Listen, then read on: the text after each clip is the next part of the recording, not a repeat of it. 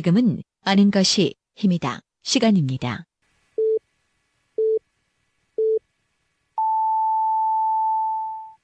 Welcome to the best podcast.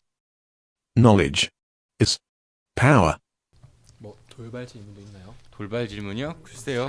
살벌한 질문. 그렇죠. 하다 보면 나오겠죠. 뭐. 네.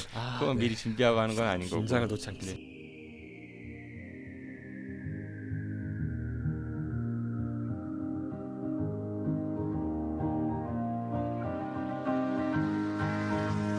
Bitter and sweet interview. Clear my mind, close my eyes, where am I? 21대 총선에 도전하고자 하는 사람들을 만나보는 시간. 네, I'm Season 9. 네, 달콤살벌한 인터뷰. 오늘은 민중당 소속으로 대전 유성구 갑 선거구의 국회의원이 되기 위해 예비후보로 등록한 김선재 후보와 함께 아주 달콤하면서도 또 살벌한 인터뷰를 진행해 보도록 하겠습니다. Mind is blinded, it's all just a dream. Sail some rudder on the ship, rum and beer, I'll take a drink. 안녕하세요. 따뜻한 마음 믿음의 한약 선화한약국 대표 한약사 이기택입니다. 저희 선화한약국에서는 내 가족에게 드린다는 마음으로 정성껏 약을 조제하고 있습니다. 미세먼지로 인한 비염, 관절 통증, 숙취 해소, 그리고 건강한 한방 다이어트까지 이젠 선화한약국이 여러분들의 건강과 함께하겠습니다. 대전일보 옆 월평타운 상가 1층 월평역 4번 출구 문의 전화는 528-2848 지금 포털에서 대전 선한약국을 검색해보세요. I'm Season 9 달콤살벌한 인터뷰. 이번 방송은 상서팀과 함께합니다. 네, 먼저 떠오르는 주신 충청투데이 최윤석 기자 나왔습니다. 어서 오십시오. 네, 안녕하세요. 충청투데이 최윤석 기자입니다. 주신이 뭔 뜻인지 아시죠? 아니에요. 여신? 생각하는 주신. 여신이라고 그때 지난번 우리 생방송 때 소주병 따는 소리가 너무 경쾌해서 방송 듣고 많은 분들이 그 점이 인상적이었다 이런 지적을 하시더라고요. 지적을. 이명인 기자가 중도일보 최고의 주당인데 여기도 충청투데이 최고의 주신. 두 분 혹시 술 드셔보신 적 그럼요. 있으시죠? 누가 더 세요? 궁금한데요. 묵비권 행사하겠습니다. 이런 거 잘못 말하면 안 돼요. 조만간 한번 제가 검증의 시간을 마련해 보도록 하겠습니다. 그리고 대전 지역 종합 방송인 대전 참여도시 시민연대 김상기 아름다운 팀장 나오셨습니다. 어서 오십시오. 예, 안녕하세요. 김상기입니다. 네, 설 연휴 때 어디 다녀오셨죠? 여기저기요. 예. 대전이 아니죠, 고향이. 예. 고향 집 갔다 왔어요? 예. 그리고 음. 할머니 집도 갔다 오고요. 성묘도 갔다 오고요. 외갓집도 갔다 오고요. 바쁘셨네. 아, 정말 바쁩니다. 그러니까 명절 때 잔소리 안 들었어요? 네. 들을 이유가 없는 거죠. 뭐 장가는 언제 가냐라든지 아니요. 월급은 얼마 받냐 이런 얘기 안 그런 들었어요? 얘기는 안 하고 방송에 나온 걸 우리 친척분들이 보셔가지고 우리 집안에 방송 나온 사람은 저밖에 없다. 자랑스러워하셨죠. 네, 알겠습니다. 두 분 다 명절 연휴는 잘 보내셨죠? 그럼요. 잘 푹 쉬고 잘 먹었습니다. 근데 피디님이 예, 안 좋으셔가지고. 맞아요. 저도 네. 잘 먹고 잘 놀다가 명절 그 설 연휴 당일 밤에 갑자기 복통이 와가지고 제가 지난 여름에 요로결석으로 한번 쓰러져서 응급실 갔었거든요. 다시 그러니까 비슷한 증세로 응급실을 갔는데 요로결석 진단을 받아서 지난번보다 돌이 커요. 그래서 오늘 아침에 시술을 받았거든요. 깬 거죠? 깼는데 이제 덜 깼나요? 배출을 해야죠. 네. 그리고 일주일 동안 지켜보고 다시 검사를 해야 돼요. 좀 아픕니다. 네. 그래서 오늘 방송 끝나고 우리가 저녁 한 끼 같이 소주 한잔 했으면 했는데 다음에 한번 다시 시간을 잡아보도록 일단, 하고요. 네, 쾌차하십시오. 네, 감사합니다. 그리고 오늘의 주인공이십니다. 네, 대전 유성구 갑에 이제 도전장을 내민 민중당 소속이죠. 네, 김선재 예비후보십니다. 어서 오십시오. 네, 반갑습니다. 민중당 예비후보 김선재입니다. 반갑습니다. 네, 반갑습니다. 네, 옷을 그 민중당 색깔이 주황색이에요? 맞습니다. 주황색으로 쫙 입을 그 옷이 원래 있던 옷이에요. 그러면 지금 스웨터는? 이것도 이제 새 건데. 선물 받았죠. 선물 받았다. 옷이 새 건데. 맞습니다. 그 김영란법에는 안 걸리는 거죠? 안 걸릴 겁니다. 본인 현재 공직 기자가 아니니까. 네. 우선 간단하게 자기소개 좀 부탁드리겠습니다. 네, 반갑습니다. 이번 21대 국회의원 총선에 유성갑 선거구로 예비후보 등록했습니다. 김선재라고 합니다. 반갑습니다. 네, 여기도 말투가 그 대전분은 아니신 것 같아요? 그렇죠. 태어난 게 부산이고요. 김해에서 오래 살다가 학교 진학 관계로 이제 대전에 왔습니다. 그러면 졸업하고 나서 고향으로 안 가고 여기 눌러 살게 된 계기는 뭐예요? 아, 계기요. 학교를 이제 2005년도에 입학을 해서 05학번. 맞습니다. 05학번 입학을 해서 학내에서 이러저런 많은 일을 겪었습니다. 이따 질문하실 거죠? 네네. 그 와중에 이제 사회 참여 활동을 쭉 했는데 음. 그 연장선으로 이제 지역에서 활동을 하겠다고 마음 먹고 눌러 앉았습니다. 네, 이분이 되게 좀 성실하세요. 우리가 후보들한테 사전 질문지를 보내드리는데 그 그렇네요. 두 분도 보셔서 아시겠지만은 네. 굉장히 성실하게 기차 안에서 그 휴대전화 핸드폰으로. 손가락으로 했다고 하더라고요. 컴퓨터로 그래요? 친 게 아니라 그럼에도 불구하고 굉장히 성실하게 답변을 보내주셨어요. 그런가요? 우선 간단 자기소개는 들었고 우리 김상기 팀장께서 예. 우리 김선재 후보 모르시는 분들이 아마 훨씬 더 많을 것 같으니까 네. 소개 좀 해주시죠. 예, 1986년생이고요. 네. 4월생입니다. 맞습니다. 그리고 그 카이스트 총학생회 비상대책위원장을 지내셨고요. 뭐 이따가 다시 얘기를 하겠지만 네. 그 말씀하셨던 것처럼 부산 부산 출생 김해고를 나왔고 네네. 카이스트 기계항공 시스템학부를 졸업을 했죠. 맞습니다. 예, 그리고 아까 말씀드렸던 총학생회 비상대책위원장, 학생권리위원회 위원장, 그리고 대전 지역 대학생연합 운영위원장 등을 영입을 했고요. 네. 데모 많이 했다는 얘기를. 예, 다 여기 다 데모하는 데입니다. 네. 예. 네. 부모님이 고생해서 공부하라고 김해에서 대전까지 보냈더니 네, 데모 대학생 많이 때 다 했다. 그런 거 아닌가요? 네. 저는 안 그랬어요. 저 때도 많이 없긴 했어요. 현재는 대학생 노동인권 연구동아리 노동대표, 민족문제연구소, 대전지부 청년학생부장, 그리고 민중당 방위분담금 인상저지 운동본부 공동본부장, 민중당 대전시당 청년위원장 등을 맡고 있고요. 그 독특한 위력이 좀 있는데요. 우리 결의 한마음 봉사단에서 네. 그 반민족 행위자들에 대해서 그 현충원에서 네. 해설사를 하고 계시고요. 그리고 NGO 청년 공익활동가를 네네, 하셨어요. 맞습니다. 이건 이제 역임인 거죠. 지금 하고 계시진 않고. 그렇죠. 예. 양력은 그렇고요. 혹시 지금 병역 사항을 보면 네. 육군병장 만기 제대로 나와 있는데 네, 맞습니까? 맞습니다. 아. 제대했습니다. 전역증도 가지고 다니거든요. 아 이분이 3사단 나오셨다고 하더라고요. 백골 네. 부대. 제가 3사단 출신이거든요. 아, 만기 제대 맞습니까? 아니 저희 가서 제대인데요. 아, 예. 저는 아. 제 몸이 부실해가지고 아이고. 제가 신병교육 때 380기였어요. 우리 김선재 후보께서는 몇 기인지 기억하세요? 900 몇 기인데. 네, 똑바로 하시고요. 어쨌든 우리 김선재 후보는 병역을 필했다. 네, 말씀을 맞습니다. 드릴 수 있고요. 의가수 전역도 필입니다. 아, 예, 예. 아니, 그러니까 후보세요? 아니요. 네. 그리고, 예. 그리고 재산 정가가 있으면 네. 얘기를 좀 해주시면 좋을 것 같아요. 네네. 이거는 이제 공직선거법 때문에 직접 얘기해 주시면 좋을 것 같습니다. 아, 직접요? 알겠습니다.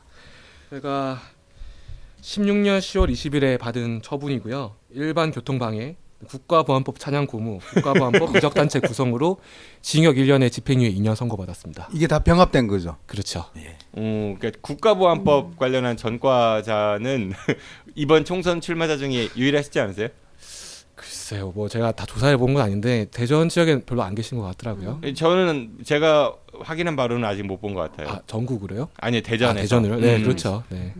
무슨 짓을 하다가 저 국가보안법까지. 궁금한 게 네. 이적단체 구성은 네. 어느 단체예요? 궁금하실 것 같은데요. 어떻게 예능으로 갈까요? 아니면 다큐로 가야 되나요? 예능이 좋습니다. 예능이 좋습니다. 예능으로 가야죠. 제가 받아칠게요. 아, 예능이요. 네, 그 아까 비지 말씀드렸듯이 깔아드릴게요. 대학교 다닐 때 이제 활동을 많이 했습니다. 활동하는 과중에는 이제 통일 관련된 활동도 있었고요. 2010년으로 기억하는데 6.15 학생위원회라고 이런 단체가 있었습니다. 그 단체에 이제 가입을 했다라는 혐의로 재판을 받게 된 거고요.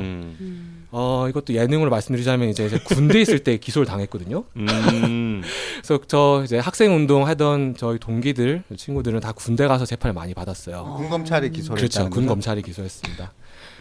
저도 이제 거의 상병 끝날 때 병장하고 거의 전역할 때쯤 갑자기 대대장실로 호출이 오더라고요. 아, 보통 이제 군대에서 호출이 오면 좋은 일은 아니잖아요. 그래서 가보니까 아니나 다를까 검은 양복의 아저씨가 세 분이 딱 와 계시더라고요. 맨인 블랙 예. 오라는 거 아니에요? 발탁되는 거? 어우, 참 무섭습니다 그때. 이제 기무사에서 나와가지고 압수수색과 함께 집안에도 압수수색을 하고 이제 저를 쭉 털었습니다. 그렇게 털어서 이제 기무사 수사를 한 일주일 열흘 정도 받았는데 그거 혹시 아시나요? 이제 이렇게 잡혀 이제 조사를 받으러 가면은 조사 자료를 쭉 쌓아두잖아요. 네. 글쎄 요 정도 이제 한 30cm, 네. 40cm 쌓아놓고 과거를 다 일일이 뒤져봤더라고요. 그래서 2005년도 입학했을 때부터 입대하기 직전까지 쭉 다 이제 어떤 내사죠. 내용들을 파악하고 있다는가요, 기무사에서? 사실 저는 그 내사의 피해자라고 생각도 하는데 일단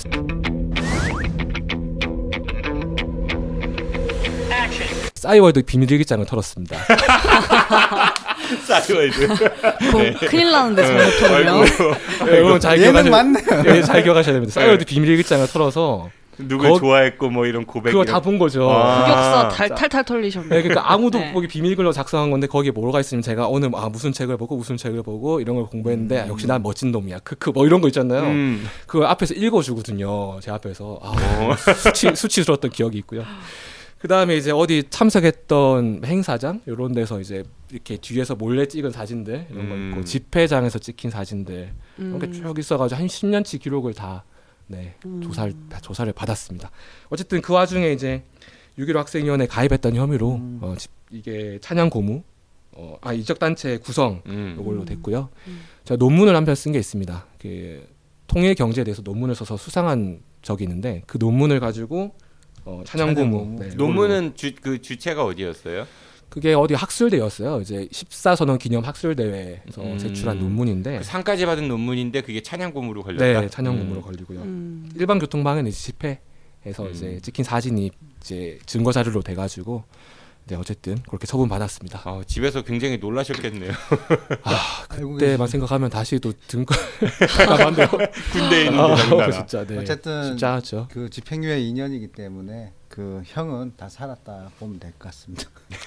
네, 하지만 저는 억울합니다, 진짜로. 아직도 나는 억울하다. 그럼요. 네. 저는 그 단체에 가입한 적이 없거든요. 재심금 신청하세요. 맞아. 네, 그래서 그 생각도 있습니다. 재심 신청할 생각도 있다. 네. 알겠습니다. 전과가 그러면 딱 1범. 아닙니다. 전과 그러니까 1범이 아니에요? 그러니까 여기는 전과를 기록하는 기준이 이제 100만 원 이상인가요? 이렇게 기준이 있습니다. 예. 네, 벌금 50만 원 받은 게 한 개 더 있습니다. 뭐예요? 때문에요? 집시법인가요? 아닙니다. 그 선거법인데요. 선거법? 네. 그 2012년 대통령 선거가 있었습니다. 그때 기억하실 분들이 많이 계실 텐데 당시에 이제 대통령 선거 즈음해서 이제 운동 기간에 제가 피켓을 한 개 들고 있었습니다. 갤러리아 타임월드 뒤에서 피켓을 한 개 들었는데 대통령 그 후보 토론회를 하잖아요. 네. 그때 이제 박근혜 후보를 상대로 이제 이정희 후보가 닭깎기 마사오를 아시냐고 물었습니다. 전 그게 너무 인상 깊었기 때문에 닭깎기 마사오를 아십니까라는 그 한마디를 써서 들고 있었는데 피켓을. 네. 그게 이제 현행범으로 체포돼서 수갑 차고 이렇게 경찰서 신세를 진 다음에 벌금 50만 원. 그게 뭔 죄예요? 선거법 위반으로 걸렸죠. 네. 아니 이름이 안 써 있는데도요? 네, 저는 이제 박정희란 말도 안 쓰고 닭깎기 마사오란 말을 썼는데 박근혜 후보를 뭔가 이렇게 낙선시키려 했다. 마사오 맞으니까요. 그러니까 저는 그래서 그 부분에서 아직도 억울합니다. 그것도 재심 청구할 생각 있어요? 같이 이건 기회가 된다면은. 기회가 된다면. 알겠습니다. 알겠습니다. 이분이 전과는 그러면 이제 기록하는 거는 하나고 맞습니다. 실질적으로는 두 개라는 말씀이신 거고 네. 재산도 좀 얘기를 해줘 보시죠. 이거 참 임대 아파트에 살고 있습니다. 도안마을에 살고 있고 보증금 1,800만 원에 전환 보증금 800만 원 더 넣었고요. 그리고 통장에 대략 다 세보니까 1,000만 원 정도 있더라고요. 너무 많은데요? 잔고 많은데요. 나는 힘들게 모았습니다. 이야. 중고차 75만 원짜리 차가 있는데 문제는 빚이 있습니다. 네. 음. 은행 빚이 1,400만 원 있고 또 가족으로부터 800만 원 빚이 있어가지고 실제로는 한 1,400만 원 정도 수중에 있습니다. 김상기 팀장님은 어때요? 이거보다 많아요, 저거. 없죠 저는. 그래요? 뭐 했어요? 진짜 아무것도 없어요. 아무것도 없게 생겼어요. 최윤석 기자님은 사회생활 한 지 얼마나 됐죠? 저 3년 좀 넘었죠. 얼마나 모았어요? 저도 비슷한 것 같아요. 생각보다 그래도 진짜 많이 먹은 예. 알뜰하셨네. 그 하시던 일이 원래 이제 활동가 이런 거였으니까 네. 수입이 많은 일은 아니잖아요. 그렇죠. 그럼에도 불구하고 많이 모으셨네요. 네. 알겠습니다. 그리고 아까 카이스트 총학생회 비상대책위원장, 그러니까 총학생회장은 아니었다는 거죠. 네, 그렇죠. 총학에 문제가 있을 때 비대위원장을 했다. 그렇죠. 네, 네, 문제가 그럼- 있었습니다. 그러면서 뭐 서남표 총장 독재에 맞섰다. 뭐 네. 서남표 총장이 굉장히 취임하실 때는 기대를 많이 받던 인물 아니었나요? 그 러플린이었나 과거에? 그렇죠. 총장, 러플린 총장. 네. 그 총장을 기대해서 영입했는데 제대로 네. 안 돼서 네. 거기에 버금가는 인물을 또 영입한 데서 오신 분이었잖아요. 그렇죠. 네, 맞습니다. 배경 설명 조금 드리자면은 어쨌든 러플린 총장은 최초로 이제 외국인 총장으로 초빙이 되는데 애국인이요? 외국인입니다. 죄송합니다. 외국인 총장으로 초빙이 됐는데 그럴 만한 업적 성과를 이루지 못했습니다. 이제 사립화하겠다는 주장과 동시에 이제 한국인 교수와 이제 이런 한국에 대한 약간 무시감이 깔려가지고 대단한 반발을 샀었고요. 그 이후로 이제 이 수습을 하기 위해서 온 게 서남표 총장이었는데 이분은 저는 정말 한마디로 독재자라고 아직도 표현하고 있습니다. 저는 학생 입장에서 말씀드리겠습니다. 뭐 교직원 교수 상대로도 정책이 상당히 문제가 있었지만 학생 상대로 한 정책이 대표적으로 징벌적 등록금 요 문제가 있었습니다. 논리는 간단합니다. 그 등록금 상한을 1,500만 원까지 올리고 당시 이제 100만 원 정도, 100여만 원 정도의 등록금을 1,500만 원 정도로 인상시킨 후에 성적에 따라서 차등을 주겠다. 이런 논리였거든요. 공부해라 그러니까 빡세게. 그렇죠. 네, 공부해라라는 것이고 공부하지 않을 거면은 돈을 내라. 아주 단순하지만 상당히 폭력적인 논리였다. 저도 아직도 생각하고요. 그런 기조가 계속 이어졌습니다. 그때 학생들이 스스로 목숨 끊는 사례들도 좀 있었던 것 같아요. 그렇죠. 그 당시 바로 그 피드백이 온 건 아닌데 한 몇 년 후에 그 서남표 1세대라고 불릴 수 있는 후배들이 안타깝게 목숨을 끊었습니다. 네. 어쨌든 뭐 그 외에도 연차를 초과하면은 학교에서 나가라. 그러니까 예를 들어 4년 이내에 반드시 졸업해라. 이런 것도 이제 강하게 밀어붙이면서 기숙사도 안 주고 장학금도 자르고 뭐 여러 가지를 다 불이익을 줬고요. 영어 강의도 갑자기 그 해부터 100% 시행한다. 그래서 밀어붙였고요. 뭐 등등의 학생은 따르기만 해라. 결정은 내가 하고 밀어붙이겠다. 이런 기조로 해서 상당한 반발이 있었습니다. 강력한 리더십인데요. 좋게 표현하면 강력한 리더십입니다. 네. 그 현충원에서 해설사 하신다고 했는데 이게 네. 뭐 그 김창룡을 비롯한 그런 친일 반민족 행위자 네네. 무덤을 파내자 뭐 이런 거죠. 예. 제가 뭐 파낼 수 있겠습니까? 그 현충원에 이렇게 문제시되는 인물들이 있다는 것 자체를 많이 알리고 있습니다. 그런 것이 많이 아직 알려져 있지 않다고 생각해서 상당히 많습니다. 그러니까 친일 행적만 있는 사람 해도 26분 정도 되고요. 이제 저희 나름 판단으로 반민주 행위자라고 불리는 분까지 하면은 대략 한 뭐 100여 분 안쪽으로 5.16 쿠데타 가담자, 12.12 쿠데타 가담자, 인혁당 사건, 뭐 가해자, 그리고 그렇죠. 민복기 씨 이런 분은 사법 그 적폐의 그 뿌리라고 불리는 분들 이런 분도 있고요. 많습니다. 민복기 네, 대법원장 있고요. 네, 그러니까 김선재 후보께서는 지역에서 이제 주로 이런 일들을 많이 하셨다라는 거를 청취자분들이 좀 기억해 주시면 좋을 것 같고요. 제가 이제 우리 달콤살벌한 인터뷰에 오시는 후보들에게 그 토정 비결을 좀 받으래요. 올해의 토정 비결을. 그래서 제가 이제 실제 생년월일을 여쭤봤었잖아요. 네. 그 올해의 토정 비결을 봤어요. 우리 후보님을 위해서. 감사합니다. 또 선거가 있고 또 본인이 출마를 하셨으니까 출마를 이제 하신다고 선언했으니까 우선 총운입니다. 총운. 네. 올해는 한두 번 정도 본인의 성향과 다르게 소유욕이 굉장히 강하게 포출되기도 합니다. 정답. 네. 마치 진귀한 보석을 찾기 위해 오랜 노력과 공을 들였기에 꼭 그것을 캐내야 한다는 의지가 보여집니다. 오, 그런 것 같아요? 네, 맞습니다. 그동안의 활동들은 다 출마를 위한 준비 작업이었다. 이렇게 해석이 또 되는 건데. 그런가요? 그것보다 제가 이따가 말씀드릴 출마의 취지가 있으니까요. 그걸로 가름하겠습니다. 그런데 말이죠. 그 새롭게 시도하기보다는 기존에 하고 있던 일들을 일정 범위 내에서 확장하거나 아니면 잘 마무리하는 게 유리하대요. 어지럽고 무질서한 상황은 만들지 말고 되도록이면 규칙적인 생활의 흐름을 이어가는 것이 매우 중요하게 작용할 것입니다. 규칙적. 혹시라도 무언가를 크게 해야만 하는 불가피한 상황에 처하게 되더라도 가급적이면 융통성을 발휘해서 피해가야 할 것입니다. 올 한 해는 미래를 위한 다지는 한 해로 이끄시길 바랍니다. 이렇게 다지는 나왔어요. 한 해가 될까요? 어디서 보는 거예요? 지원하신 거 아니죠? 아닙니다. 예, 제가 지원하겠어요. 예, 살벌하게 들어오시는 것 같은데. 어때요? 지금 총은 들으면은 어째 여지껏 출연했던 그 후보들 중에서 가장 안 좋게 나온 것 같거든요. 아, 정확한 것 같아요. 아팠다 방금.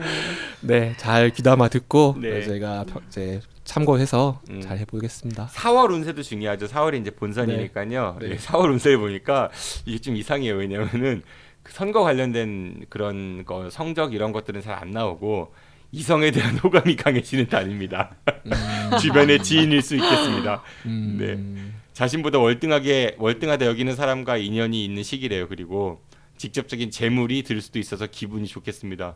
혹시 뭐 그 후보 단일화 뭐 이런 거 돈 받고 예, 이 방송을 제 여자친구가 듣지 않기를 네, 바로 오해 없으시길 바랍니다. 기부하기 좋은 시기이기도 고양이 합니다. 3마리로 늘어날 수도 있죠. 그런가요? 이달은 그 4월입니다. 무언가를 창조해야 하는 일에 관계된 사람은 쉬어가서는 안 되는 시기다. 그러니까 더 열심히 해야 된다. 뭐 이런 얘기인 것 같아요. 네. 아, 토정 비결이 썩 그게 생각보다 마음에 들게 나온 것 같지는 않습니다.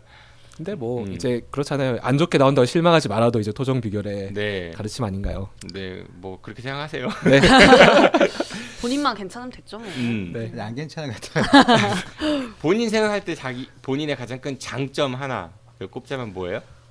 장점 하나요? 네, 네, 잘 듣는 게 저는 장점이라고 생각합니다. 지난번하고 비슷한데. 정기현 의원 후보님. 아, 그래요?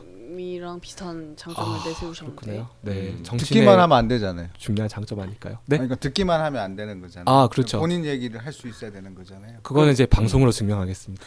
부족한 점은 뭐예요? 가장 본인이 부족한 점 한 가지. 부족한 점이요. 아, 네, 솔직히 고백하면 쫄릴 때가 많죠. 쫄릴 때가 많다. 누굴 보면 이렇게 쫄립니까? 아니요, 누굴 볼 때 쫄리는 게 아니라 나서고 하는 게 원래 이렇게 하던 성격은 아닌데 극복해가는 중입니다. 아니 하던 성격이 아닌데 총학생이 무슨 비대위원장하고 네, 무슨 그것도 그랬어요, 진짜. 그러니까 저 은큼한 사람 같아. 술 하세요? 술 합니다. 담배는 하세요? 담배는 잘 안 합니다. 잘 안 하시면 가끔 하신다는 얘기인 거고요. 네. 돌발 질문 있냐고 물어보셨잖아요. 제가 한 줄 평 부탁드릴게요. 인물 한 줄 평. 딱 한 줄만 얘기하시면 돼요. 이거는 저희 패널들하고도 공유 안 한 건데 우선 이장우. 이장우 의원이요? 한 줄 평입니다. 텀이 너무 긴데요. 바로바로 나와야 재밌어요 이런 거. 다른 지역구시라. 빨리 얘기하세요.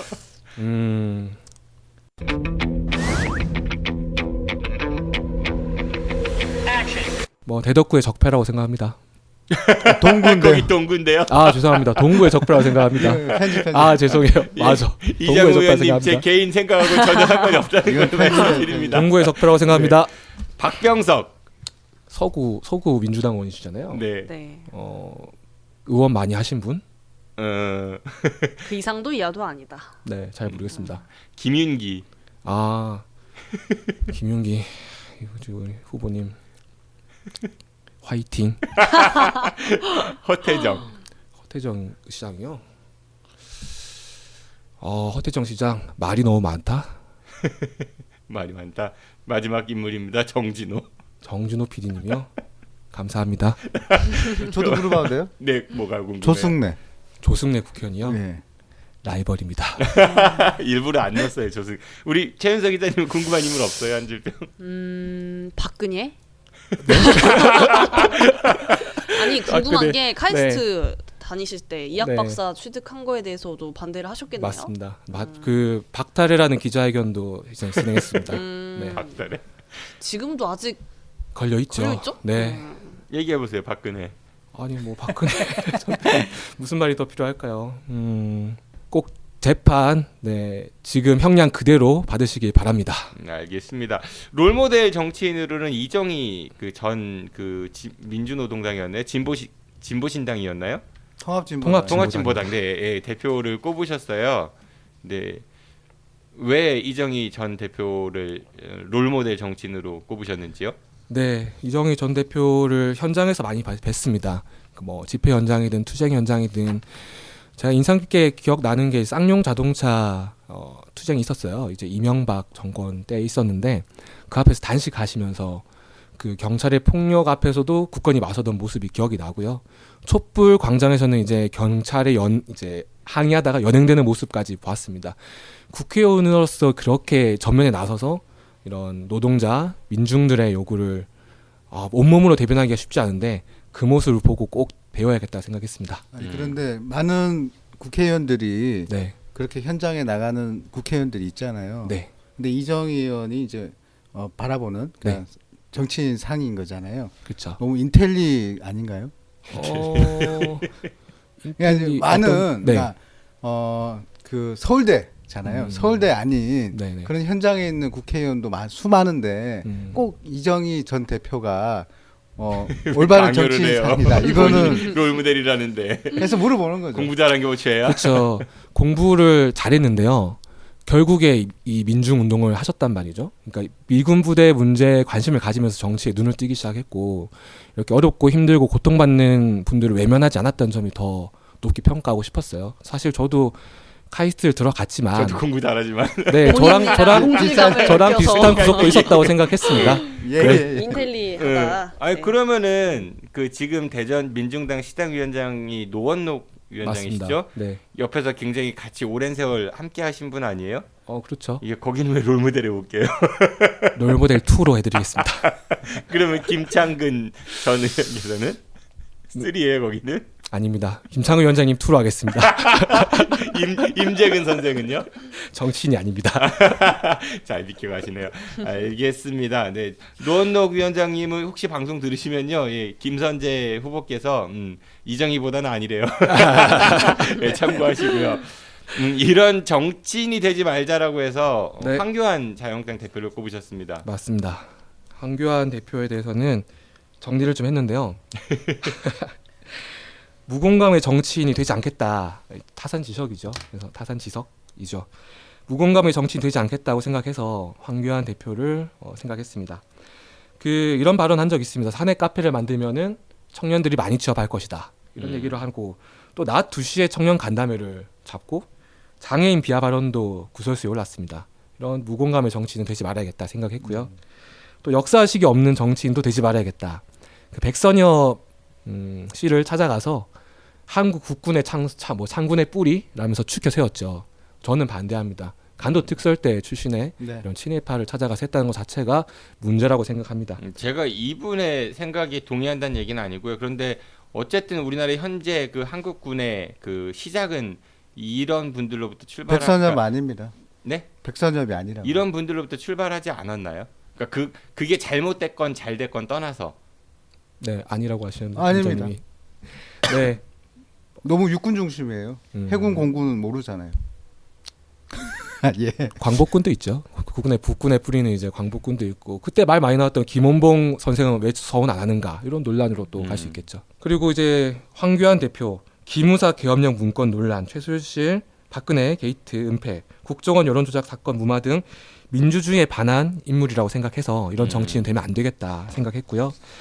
또 의문의 병역 면제, 과도한 의전 논란, 황제 단식, 전관 예우 의혹으로 얼룩진 이런 특권과 의전을 중시하는 정치인도 되면 안 되겠다 생각해서 절대 닮지 말아야겠다 생각하는 정치인으로 황교안 대표를 꼽았습니다. 저희가 보통 이 질문을 드리면 다들 그냥 두리뭉실 넘어가셨잖아요. 실명 거론 안 하고 우리 김선재 후보께서는 딱 콕 집어서 황교안 대표를 이야기하셨어요. 네. 그런데 황교안 대표의 지지율이 높단 말이에요. 네. 높잖아요. 네. 지금 대통령 후보 1, 2등을 그렇죠, 왔다 그렇죠. 갔다 하잖아요. 네네. 그걸 어떻게 봐야 되는 겁니까, 그러면? 그 부분에 대해서요? 네. 황교안 대표 개인의 지지율이라기보다 뭐랄까 문재인 정부에 반대하는 분들도 많이 계시잖아요. 이제 그분들의 지지율이 투영되는 게 아닐까요? 또 하나 이런 게 있어요.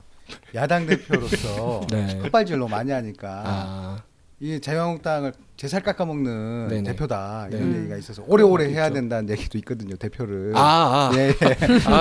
그래서 이거 그만두면 큰일이다. 자유한국당의 살을 깎아먹을 수 있는 대표로 적격이다 이런 얘기가 있거든요. 아닙니다. 아무리 그렇다고 그러니까 저도 물론 자유한국당을 싫어하지만 그런 식의 논리는 정치 혐오에 조금 가깝지 않을까요? 네, 그러면 안 되죠. 네.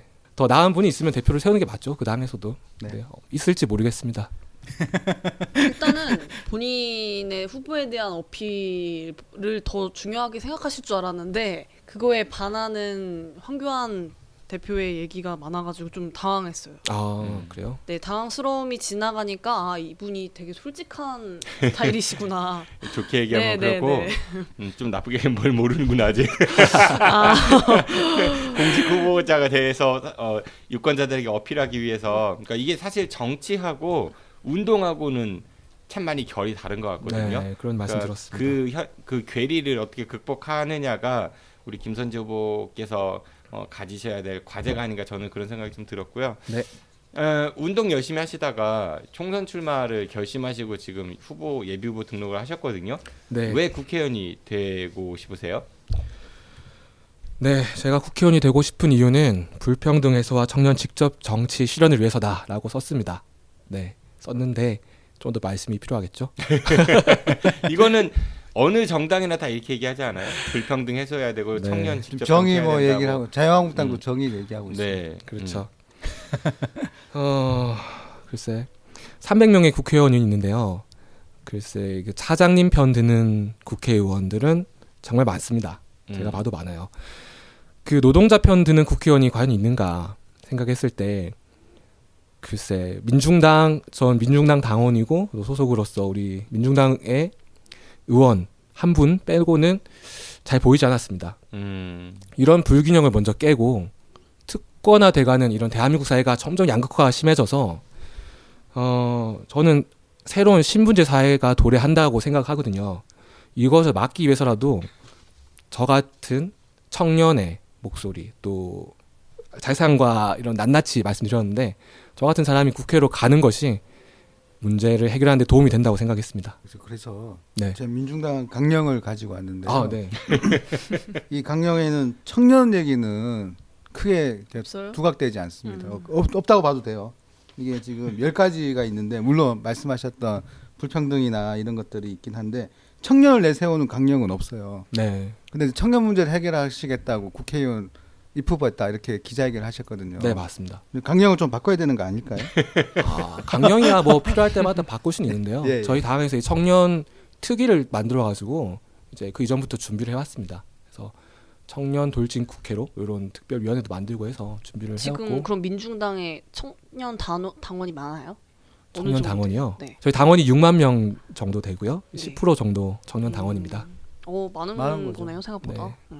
그런데 뭐 본인도 그런 글을 쓰시기도 했지만은 지금 현재 민중당에 이제 국회의원이 한 분 계시잖아요, 그렇죠? 그렇죠. 네, 그 한 분은 굉장히 오랫동안 그래도 정치 활동도 해오셨고요, 운동도 해오셨고 그분이 계심에도 불구하고 아까 말씀하신 불평등이나 아니면 뭐 노동자들을 대변하는 그런 노력들이 네. 결실을 보지 못했단 말이에요. 그렇죠. 예, 그리고 또 이제 국회의원 한두 명 가지고 뭔가를 할 수 있는 건 없잖아요. 뭐 법안을 그렇습니다. 발의하고 또 뭐 이게 상임위 본회의 통과하려면 절차들도 필요하고 다른 정당들과의 그런 협업도 역시 필요한 건데 네. 본인이 당선된다고 해서 이게 쉽게 되겠어요?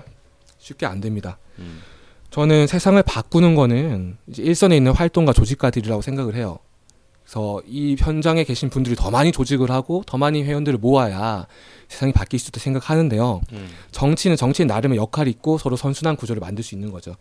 예컨대 정치인이 결국에 법을 발의해서 그 법안이 통과돼야 이제 일상생활이 바뀔 수 있는 거잖아요. 네. 제가 김용균법 얘기를 많이 하는데 김용균 노동자가 그렇게 비참하게 돌아가시고 김용균을 보호하겠다고 만든 법안이 실제 김용균을 보호할 수 없게 만들어졌잖아요. 네. 실제 그 사업주들의 요구제 때문에 많은 내용이 빠져버려서 그렇습니다. 세상을 바꾸는 건 저희 목표고 꿈입니다. 하지만 정치인으로 해서 세상을 바꾸겠다는 게 아니라 이것도 정치의 역할을 해서 세상을 바꾸는 데 도움을 하겠다 이런 생각을 가지고 있습니다. 그러니까 일반 시민들, 국민들 입장에서는 기다리다 지치는 게 그렇게 역량을 모아줘서 뭔가의 사회 변화를 정치권이 요구를 해도 네. 결국은 나오는 결과물이 다르게 나오고 또 김영균 노동자 얘기를 하셨으니까 그쵸. 바뀐 게 별로 없잖아요. 여전히 산업 현장에서는 많은 분들이 목숨을 그쵸. 잃고 있고. 그러니까 정치 무용론 뭐 이런 얘기도 나온다는 얘기죠. 그래서 정치는 무용하지 않습니다. 정치는 무용하지 않은데 그럼 댄스예요? 죄송합니다. 왜 그러세요? 오늘 시술을 잘못 받았나요? 아직 안 나으셨죠?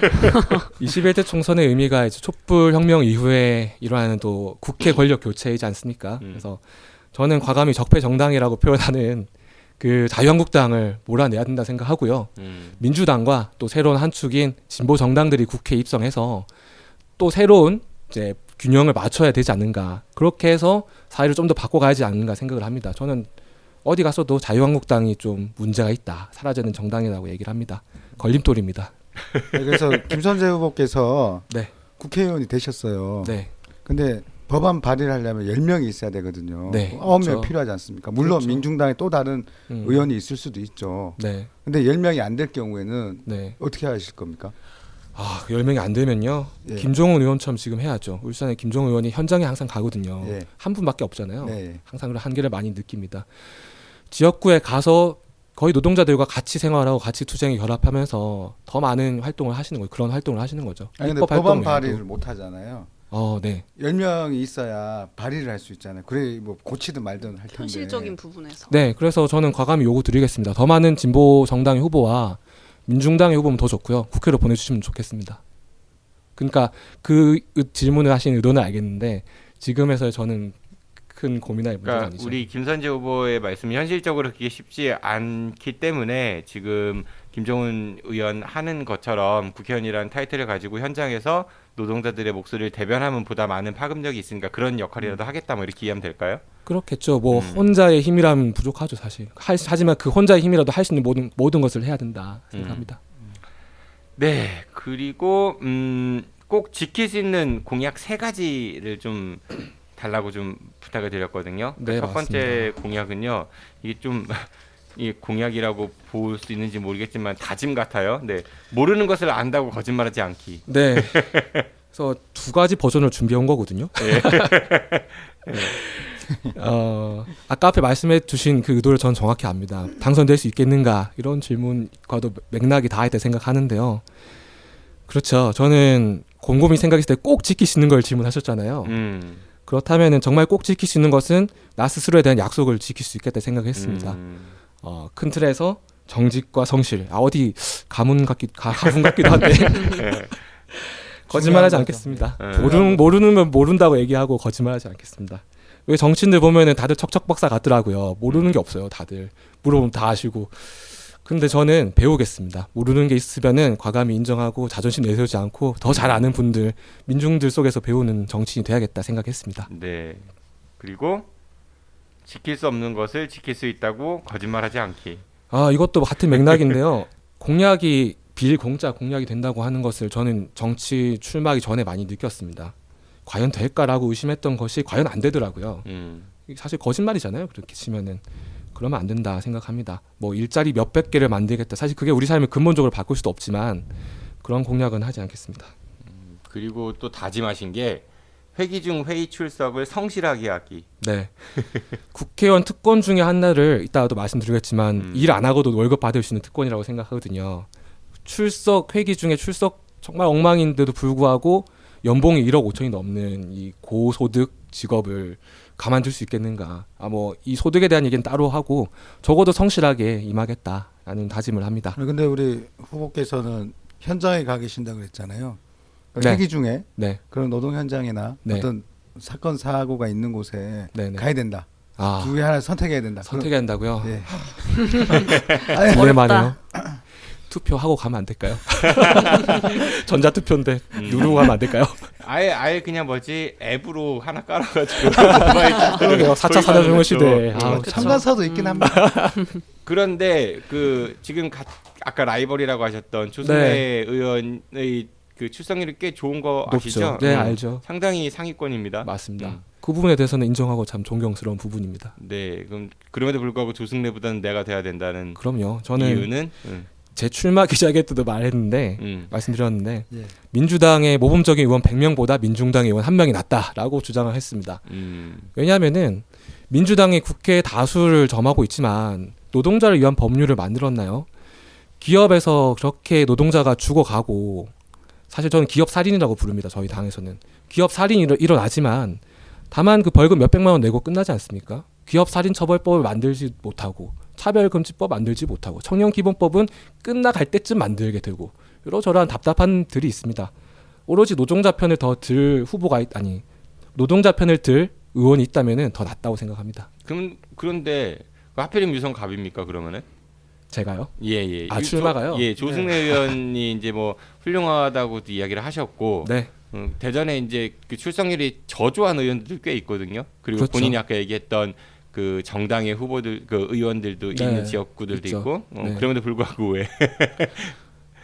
이렇게 생각합니다. 저는 일단 유성갑에 삽니다. 도하마을 1단지 살고요.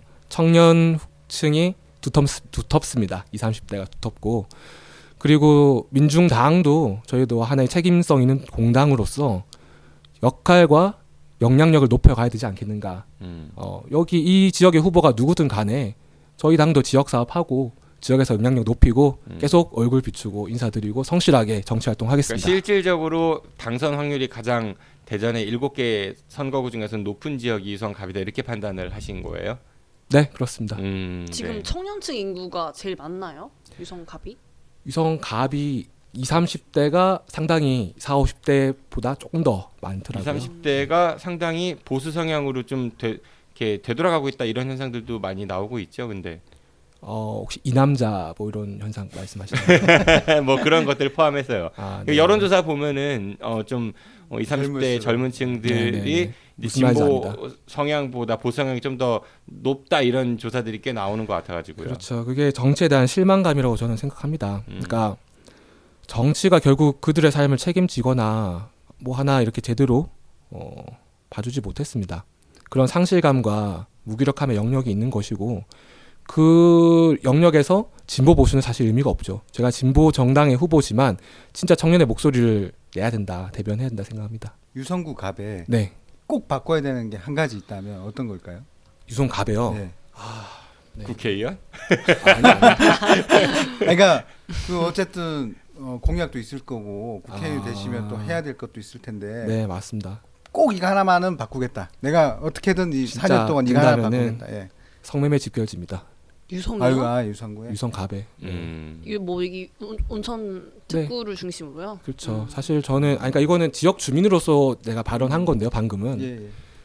집 앞이 바로 그 단지랄까 밀집지거든요. 네. 이쪽은 상당히 기업형 성매매가 이루어지는 곳으로 알고 있고 상당히 지금 한국 사회에서 이 페미니즘 이슈와 이런 이슈를 빼놓고는 이제 앞으로 얘기를 할 수가 없습니다. 지역 문제이기도 하고요. 저는 만약에 정말 집권을 한다 생각한다면은 뭐 대통령이에요?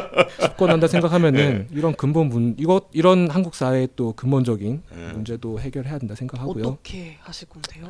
그 어려운 문제를. 그렇죠. 어려운 문제죠. 오늘도 난리 나지 않습니까? 민주당에서. 네. 어려운 문제죠. 어려운 문제입니다만 일단 성매매가 근절되겠어요? 그러니까 오히려 뭐 이거를 비범죄화 내지는 네. 그 성매매에 대한 처벌을 하지 말아야 된다, 양성화해야 된다, 뭐 국가가 관리해야 된다 이런 얘기들도 있잖아요. 네, 그런 말씀도 그럼 있긴 김선재 하죠. 후보의 생각은 성매매를 절대로 못하게 하는 것이냐, 아니면 비범죄화할 것이냐, 어떤 거에 일단 철학을 갖고 추진한다는 얘기예요? 네, 성구매 남성을 처벌해야 됩니다. 음. 네, 확실히 처벌해야 되는데 지금도 처벌한다고 규정은 있지만 다 빠져나가게 되고 심지어 인터넷 카페에서는 뭐 그런 성매매나 뭐 성범죄에 연루됐을 때 피해가는 법에서 남성들이 공유를 하고 있잖아요. 그런 문제 등등부터 해서 해결을 해야 되는데 사회적 경종을 울리고 해결을 해야죠. 근데 사실 진짜 말씀해 주신 것처럼 복잡하고 어려운 문제라고 생각하긴 하는데 정말 꼭 뭘 하고 싶냐고 물어보셔가지고 그러니까 성매매 자체는 처벌을 해야 된다 이런 생각의 방점이 있으시다는 얘기인 거죠? 성을 파는 사람은 처벌하면 안 되겠죠. 당사자 왜 여성은 자꾸 강요를 해? 공급자는 그럼 처벌을 안 해도 된다는 말씀이신 거예요? 당사자 여성에 대해서요. 수요자를 아니, 처벌하는 지금- 게 더 방점을 찍어야죠. 지금 김선재 후보가 혹시라도 유성구 갑의 국회의원에 당선이 되면요, 네, 유성구 갑 지역에 있는 성매매 집결지에 대해서는 뭔가 특단의 대책을 마련하겠다고 하니까 네, 참고하시고요. 조금 전까지 우리가 이제 다짐 좀 약간 추상적인 이야기를 했다면 이번에 좀 구체적인 이야기를 해볼게요. 이제 네. 후보가 당선이 됐어요. 아까 성매매 집결지 빼고 네. 어떤 공약을 3가지 꼭 실현시키도록 노력하시겠습니까? 네, 이 기득권을 위한 특권 정착 불평등이 청년의 삶과 이제 민중의 삶을 짓밟고 있다 생각하고요. 그것을 바꾸기 위한 핵심 공약 3가지를 말씀드리겠습니다. 첫 번째로 국회의원 특권을 폐지해야 될 것을 주장하고 있습니다. 특권 폐지라고 맞습니다. 하면은 국회의원 특권이 많죠. 뭐 회기 중에 뭐 면책 특권, 불체포 불체포 면책 특권, 특권. 네, 그런 것들이 있고요. 그다음에 일을 하지 않고도 급여를 받는 특권도 있고요. 또 그 회기 중에 해고되지 않은 특권이 있습니다. 다른 뭐 대통령, 뭐 지자체 단체장 같은 경우는 나름의 수단과 방법이 뭐 있지만 탄핵 이런 걸 예를 들어서 그렇죠. 소환을 할 수가 없죠. 국민 소환을. 이런 저런 특권을 폐지해야 된다고 생각합니다. 그러니까 국회의원이 갖고 있는 특권의 상당 부분을 폐지하는 그런 법안을 발의하겠다. 그렇습니다. 통과되기 어려울 것 같고요. 그렇죠. 네. 네. 두 번째는 어떤 게 있습니까? 두 번째는 불로소득 환수법이 있습니다. 네, 불로소득이 상당히 심각합니다. 지난해 20조 5,726억을 8,449명이 상속받았다고 해요. 1인당 24억씩 상속을 받았는데 평균치인 거죠. 그렇죠. 평범한 이런 서민들, 국민들은 평생 만질 수도 없는 돈을 그렇게 상속받습니다. 불로소득이잖아요. 그래서 불로소득 중에 상속 증여를 30억으로 상한하자라는 내용이 있고요. 그다음에 양도소득 상한제, 즉 뭐 집을 사고 팔 때 생기는 그런 차익에 대한 이익금을 다시 환수해야 된다. 국가가 환수해야 된다. 이런 주장이 있고. 그런데 이것도 위헌일 것 같은데. 부모님이 정말 열심히 노력해갖고 고생해갖고 버는 네. 거 자식한테 물려준다는 게 그렇게 나쁜 건 아니잖아요. 근데 정서상도 그렇고. 그렇죠. 지금의 그런 정서가 깔려 있긴 합니다만 상속에 대한 거는 시대마다 그런 기준이 달랐잖아요. 새로운 시대에 새로운 기준을 만들 필요는 있다고 생각합니다. 그러니까 이게 무조건 다 환수하겠다는 것이 아니라 그 세율을 좀 더 높이겠다 이런 그렇죠. 얘기신 거죠. 일단 세율을 높이는 높인다는 것으로, 세율을 높이는 것으로 법안은 발의를 할 그러니까 겁니다. 물려주는 거는 좋지만 너무 과도하게 물려주기 때문에 그렇죠. 그런 부의 대물림이 이어지니까 그 맞습니다. 세율을 좀 더 높이겠다 뭐 이런 얘기신 거잖아요. 네. 이거 소급 가능한 겁니까? 소급이요? 예. 디테일한. 왜냐하면 이재용 때문에요. 이재용 씨. 이게 또 바꿔 얘기하면은 조금 전에 그 얘기도 하셨어요. 그러니까 양도 차액에 대해서도 이제 과세를 좀 더 높이겠다는 얘기인 건데 네. 반대로 사서 손해 본 거 국가가 그 손해 보전 안 해주잖아요. 왜 번 거만 그렇게 하고 그 정책이나 이런 걸로 인해서 피해 본 거에 대해서는 구제를 안 해주냐 이런 반발이 있을 수도 있거든요. 네. 투기한 불로소득이라고 제가 방점을 찍었기 때문에 그렇습니다. 뭐 손해를 볼 수는 있죠. 근데 손해를 왜 보는가? 집은 살려고 필요한 게 집이잖아요. 그러니까 뭐 집이 가치가 하락하면 뭐 손해를 볼 수도 있겠죠. 그건 개인에게 불행이겠지만, 하지만 이것을 다른 목적으로 뭐 자산의 증식 수단으로 사용하는 것을 막겠다는 게 입법 취지겠죠. 토지공 개념의 네. 개념인가요? 연장선이라고 생각합니다. 저쪽에 상당히 싫어하겠네요. 네, 저는 미움받을 용기를 가지거든요. 그리고 또 하나가 차별금지법? 맞습니다. 학력을 비롯한 이제 차별금지법이 필요한데요. 차별금지법은 또 인권의 영역에서 다루겠지만 학력에 의한 학벌 차별 이런 것이 청년층에게도 그렇고 이런 국민들에게서도 그렇고 이런 계속해서 차별과 불평등을 공고하는 요소로 작용하기 때문에 지금 공기업에서 실행하고 있는 블라인드 채용을 더 확대해야 된다. 그리고 차별이 일어났을 때는 처벌 기준을 꼭 마련해서 그런 처벌을 강화해야 된다. 이렇게 주장합니다. 현실에서 이 어느 정도의 차별이 반드시 존재할 수밖에 없는 그런 구조 아닌가요? 그런데 예를 들어 가지고 내가 이제 사업주라고 하면은 네네. 그 같은 급여를 주더라도 조금 더 나은 인재를 뽑아서 쓰고 싶은 마음은 누구에게나 있을 것 같거든요. 네. 그 김선재 후보도 현재 뭐 카이스트 출신이라고 하시니까 아마 보이지 않게 상당히 많은 부분의 어드밴테이지들이 있을 거라고 저는 생각이 들어요. 근데 학력을 블라인드 그 면접이나 테스트가 그걸 모르는 거잖아요. 그러니까 아까 말씀하셨던 왜 이렇게 갔지? 그러니까 이게 학력이나 능력을 모르는 거잖아요. 그걸 이제 능력을 보고 그러니까 학력과 능력이 반드시 등치하지는 않지만은 그러니까, 그래도 어느 정도 참고 자료로 쓸 수 안 쓴다고요. 그러니까 아니 제가 블라인드 채용을 모르는 게 아니라 그 기업주 입장에서는 그런 것들을 어느 정도 참고 자료로 삼아서 같은 임금에 보다 나은 인재를 뽑고 싶어하는 욕구가 있는 게 당연한 거 아니냐는 거죠. 근데 그거 자체를 막겠다는 거잖아요. 아니, 그러니까 잘 이해가 안 되는 부분이 있는데요. 일단 다시 방점을 찍고 싶은 것은 현대 지금 한국 사회에서 학력, 학벌이라는 것은 그 기득권 부모에게서 대물림 되는 것도 상당히 강합니다. 그러니까 상당히 분리가 돼 있거든요.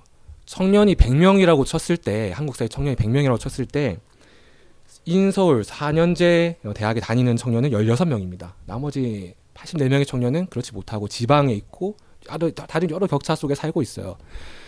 일단은 그렇게 학력을 가질 수 있는 것도 하나의 불평등이지만 회사에 들어가서 명함 자기 소개서에 학력 때문에 합격하고 학력 때문에 떨어지고 이런 경우를 막아야 된다는 거죠. 승진과 이후 처우에서도 마찬가지입니다. 그러니까 학력으로 인한 차별을 받는 거는 불합리하다라는 거는 이해가 되는데요. 반대로 얘기하면은 사업주나 이런 입장에서는 그거를 그 일단은 이력이나 이런 이력서나 이런 면접을 할 때에는 채용을 할 때에는 그 여러 가지 참고 자료들을 가지고 이제 보는 거잖아요. 네네. 그 학력도 그 중에 하나인 거고, 그리고 그것이 상당히 많은 영향을 끼치고 있는 것도 사실인 거고요. 현재로서는요. 그러니까 그거를 막겠다라는 건데 네. 반대로 얘기하면 그런 참고할 수 있는 그런 자유를 그 제약하는 거 아니냐 이런 지적인 거죠. 그렇죠. 제약하는 거죠. 제약해야 된다고 생각하는 거고요. 예를 들어 성별에 따른 차별금지법 시행되고 있고요. 나이에 따른 차별금지법도 시행되고 있습니다. 그에 추가를 해야 된다고 생각하는 거죠. 워낙 이 문제가 심각하기 때문에 제한을 해야 됩니다. 그러면 학력에 의해서 사실상 연봉이라든지 인센티브라든지 달라지는 그런 부분도 차별이라고 보시는 거예요? 학력에 의해서 달라지는 부분이요? 네네. 학력을 최종 학력을 박사 나왔든 석사 나왔든 전문대 나왔든 4년제 나왔든 그걸 그 차등 부분은- 지급하는 거에 대해서도 다 차별이네요. 그렇죠. 그러면? 학벌에 대한 걸 차별하는 거고, 차별을 금지하자는 거고요. 네. 예를 들어 의사는 의사 면허증이 있어야지 의사를 할 수 있잖아요. 네, 박사 자격증이 필요한 그런 직종은 또 따로 있겠죠. 석사 자격증이 필요한 업무도 따로 있겠고요. 그런 부분까지 차별하자는 것은 아니라 단순히 출신 학교가 어디라고 해서 떨어뜨리고 합격시키고 이런 것들을 막아야 된다. 그럼 학력이 아니라 학벌이겠네요. 학력에 따른 차별을 하지 말자라는 것은 고졸이든 대졸이든 간에 그 고졸이든 대졸이든 그 취업을 제한하거나 자신이 원하는 분야에서 또 서류에서 떨어지면 안 된다라는 얘기를 드리는 거죠. 그러니까 지원 자격 요건에 그렇습니다. 대졸 이상, 고졸 이상 이런 게 없어져야 된다. 네, 맞습니다.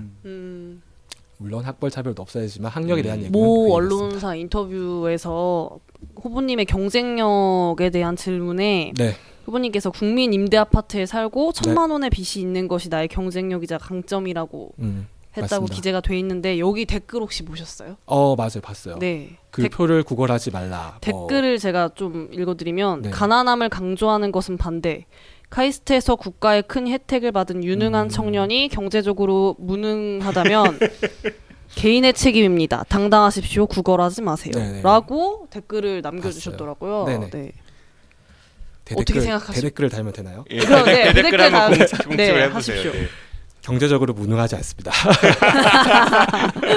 제가 선택할 삶이고요. 네. 비록 제가 개인적 청년 활동가 하면서 최저임금 조금 높은 생활임금 비슷하게 받고 180만 원씩 받았지만 경제적으로 무능한 것이 아니라 제가 선택한 삶이었고요. 그건 일단은. 네, 그래서 제가 강조하고 싶었던 것은 전혀 이해할 수 없는 저쪽 세계가 있다는 것을 강조하고 싶었던 거예요. 상위 1%의 세계는 정말 다르더라고요. 상위 1%가 부동산의 55%를 가지고 있고 상위 10%가 부동산의 97%를 가지고 있는데 나머지 상위 8, 90%가 남은 부동산 몇 %를 가지고 이렇게 있는 상황이잖아요. 저는 그걸 한번 지적해 보고 싶었던 건데 약간 그러니까 전달이 그렇게 느끼셨나 봐요. 네, 어쨌든 저는 제가 보려면은 뭘 해도 못 보겠습니까? 사실 벌고 나서 얘기하세요. 이렇게 볼 수 있습니다. 마음만 먹으면 볼 수 있죠. 볼 수 있습니다. 네, 마음을 안 먹는 게 문제다. 청춘을 돌려다오. 안녕하십니까. 여러분은 청춘하면 어떤 생각이 드십니까? 청춘학교. 청춘학교는 배움의 열정을 가지신 어르신들이 한글, 국어, 영어, 수학도 배우고 영화, 연극, 전시회 관람도 하고 스마트폰 사용법도 배우는 열린 배움터입니다. 배움, 나눔, 행복이 있는 청춘학교에서는 배움의 열정을 가진 학생과 재능 기부를 해줄 선생님, 그리고 후원자들의 참여를 기다리고 있습니다. 학생 무료, 선생님 무료, 후원회원은 유료. 기부금 영수증 발행됩니다. 전화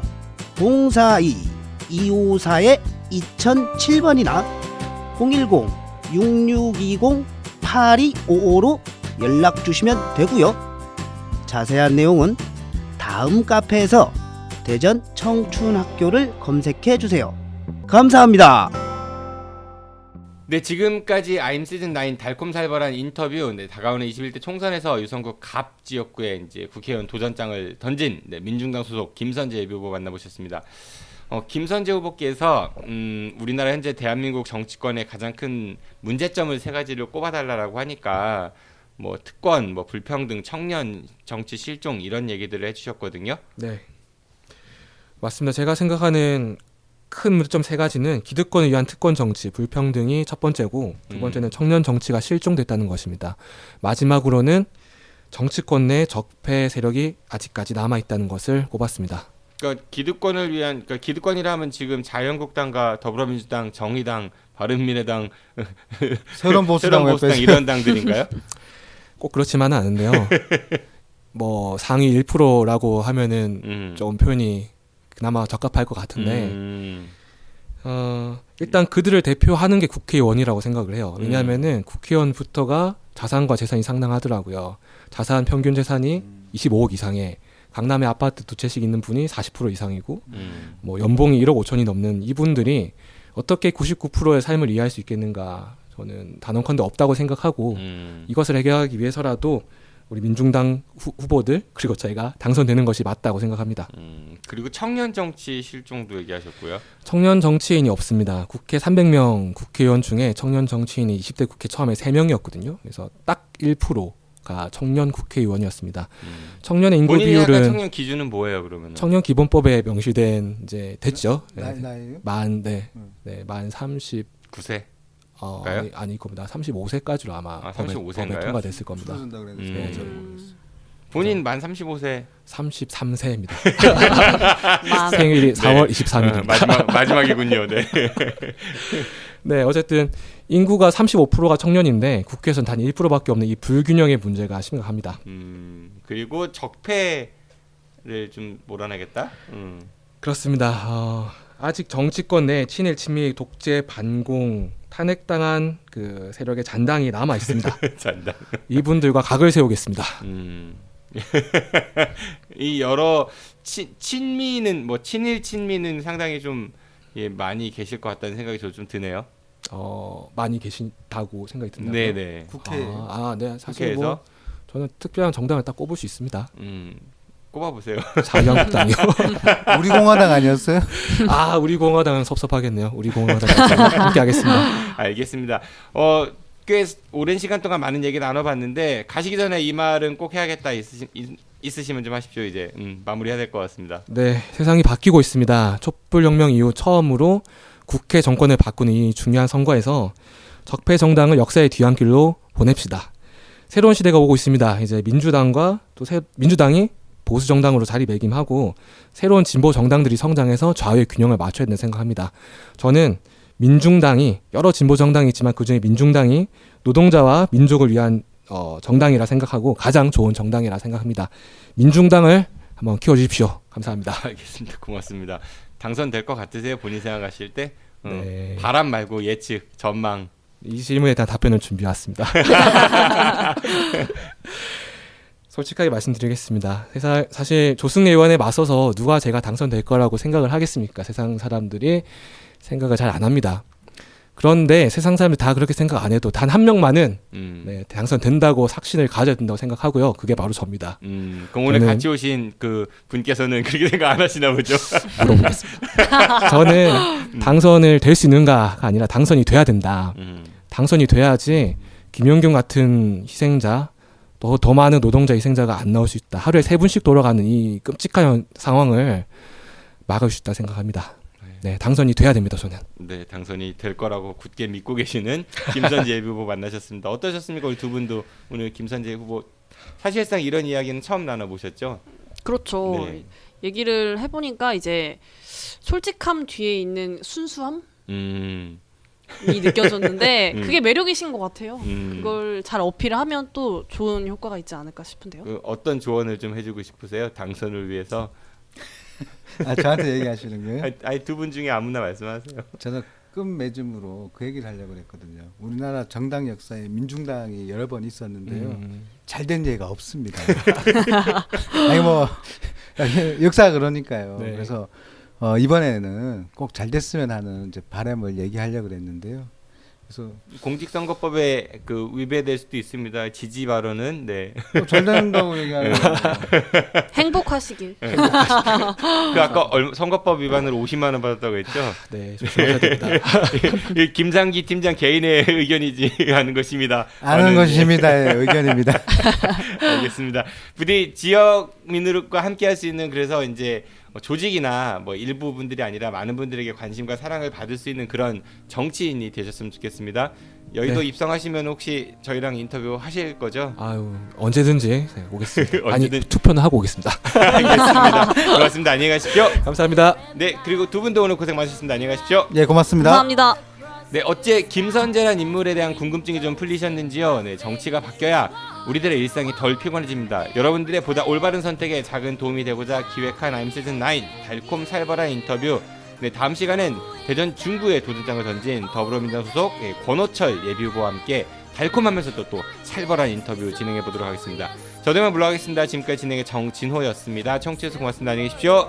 We shall be. 네, 수고하셨습니다. And tomorrow I will remember things. Tell some brothers